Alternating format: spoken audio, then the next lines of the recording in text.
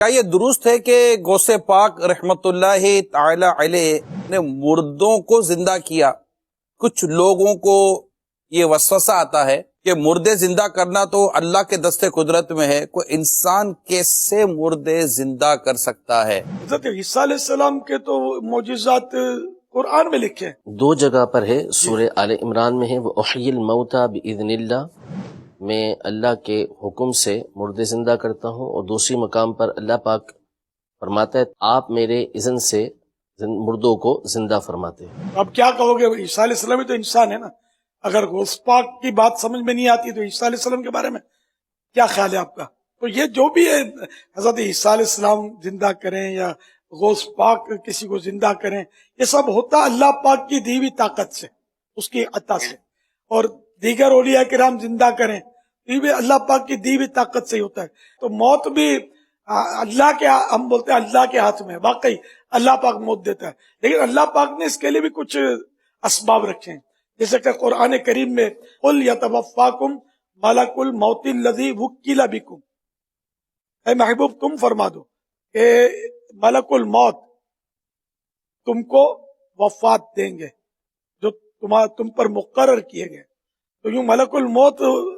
وفات دیتے ہیں، روح قبض کرتے ہیں، تو بچہ جانتا ہے، اس میں کیا حرج ہے؟ مارنا جلانا اللہ پاک ہی کرتا ہے، لیکن اللہ نے اسباب رکھے، تو اسی طرح جلاتا ہے مردے کو، زندہ کرتا ہے، تو حقیقت میں اللہ ہی زندہ کر رہا ہے، یہ اللہ کی عطا سے یہ کر رہے ہیں، مگر ہر ولی مردہ زندہ کر سکے یہ ضروری نہیں ہے۔ جس کو اللہ پاک، اولیاء کرام کی بھی تو کئی اقسام ہیں نا، کئی قسمیں ہیں، ایسے ولی بھی ہوتے جن کو اپنی ولایت کا پتہ بھی نہیں ہوتا کہ میں ولی ہوں، ہوتے ولی ہیں۔ سورہ آل عمران کی آیت نمبر 179، جس کا ترجمہ کچھ یوں ہے کہ اللہ کی یہ شان نہیں کہ اللہ تبارک و تعالی ہر ایک کو غیب پر اطلاع دے دے سوائے اپنے رسولوں کے، تمہارا کام ہے اللہ اور اس کے رسول پہ ایمان لاؤ، یعنی اللہ کی شان کے خلاف ہے کہ کسی غیر نبی کے اوپر غیب کی خبر نازل فرمائے۔ بخاری و مسلم میں حدیث ہے کہ میری وفات کے بعد غیب کی خبریں منقطع سوائے مبشرات کے۔ پوچھا گیا مبشرات کیا ہیں، تو فرمایا گیا خواب ہیں جو اللہ تعالیٰ اپنے بندوں کو دکھائے گا۔ نبی علیہ السلام کی وفات کے بعد اب غیب کی خبر صرف اور صرف خواب کے ذریعے بتائی جائے گی، اور وہ بھی بخاری مسلم میں ہے کہ خواب کی 3 شکلیں ہیں، ایک اللہ کی طرف سے، ایک شیطان کی طرف سے، ایک نفسانی خواہشات کی طرف سے۔ قل انی لا املک لکم ضرا ولا رشدا، اے نبی یہ بھی فرما دیجئے میں تو نہ تمہارے لیے کسی نقصان کا مالک ہوں اور نہ کسی نفع کا مالک ہوں۔ واضح عقائد ہے جی، اگر نبی علیہ السلام کسی کے نفع و نقصان کے مالک نہیں ہے تو بزرگ کہاں سے ہو گئے؟ کوئی کسی کے لیے کیا کر سکتا ہے؟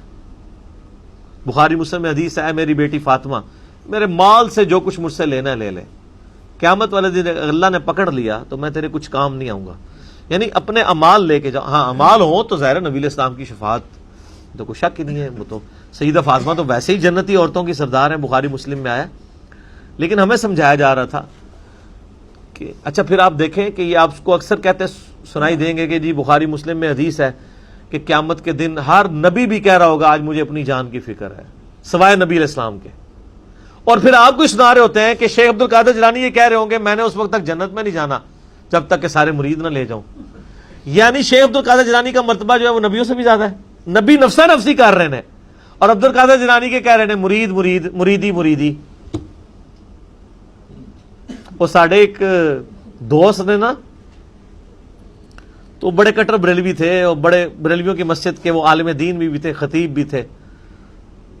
آہستہ آہستہ میرے ساتھ اٹیچ ہوئے تو گمراہ ہو گئے، یعنی اللہ نے ہدایت دے دی۔ تو وہ اب جب بندہ ادھر سے آتا ہے نا تو وہ پھر حضرت عمر بن جاتا ہے۔ حضرت عمر کفر کی حالت میں بھی کتنے سخت تھے، اور یہاں پہ بھی آپ کتنے سخت، یعنی اسلام کی حالت میں بھی اتنے اسٹرانج۔ تو وہ کہنے لگے کہ جب میں ان کو میں چھیڑنے کے لیے کبھی کہتا تھا یار وہ قیام الدین تو مطلب شیخ، وہ خود بھی قادری سلسلے میں بیعت تھے نا، تو وہ باپا جانی کے مرید تھے وہ، تو وہ میں کہ یار وہ تسی تے وہ بیعت کراندے سو، جب بیعت کرواتے تھے آپ لوگ تو کہتے تھے جی وہ شیخ عبد القادر جیلانی نے فرمایا قیامت تک جتنے میرے مریدین ہوں گے تو وہ جنت میں ساتھ لے کے جائیں گے۔ تو پھر پنجابی میں بولا کرتے تھے، کہتے ہیں انہوں نے بزرگوں کو کسی نے کھنگن بھی نہیں دینا ہوتے، لے کے جان گے، کھنگن بھی نہیں دینا کسی نے. ٹھیک ہے،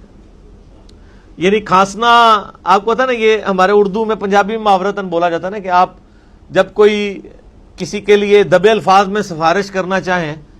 تو انسان کھانس کے متوجہ کرتا ہے کہ اب ڈائریکٹ کہہ بھی نہیں سکتا تو کہ تھوڑا لحاظ کریو بندے دا. تو وہ کہنا تواڈے بزرگ تے بھی نہیں کہہ سکتے اللہ کے سامنے، تسی آ جاؤ جی اسی نال لے کے جاواں گے. جتھے نبیوں کا حال نفسی نفسی ہے وہاں بزرگوں کا کہاں سے ہوگا؟ تو اس میں بزرگوں کی کوئی توہین نہیں ہے، ذہن میں رکھیے گا. ہم عیسیٰ ابن مریم کے ساتھ منسوب عقائد کو اگر رد کرتے ہیں تو معاذ اللہ حضرت عیسیٰ تو وجیہن فی الدنیا والآخرہ. شیخ عبد القادر جیلانی کو ہم نیگیٹیولی، ان کو نہیں نیگیٹیولی یعنی ایڈریس کر رہے، بلکہ ان کے نام کے اوپر جو فرقہ واریت اور جو بدعقیدگی پھیلائی ہے اس کو ہم غلط کہہ رہے ہیں.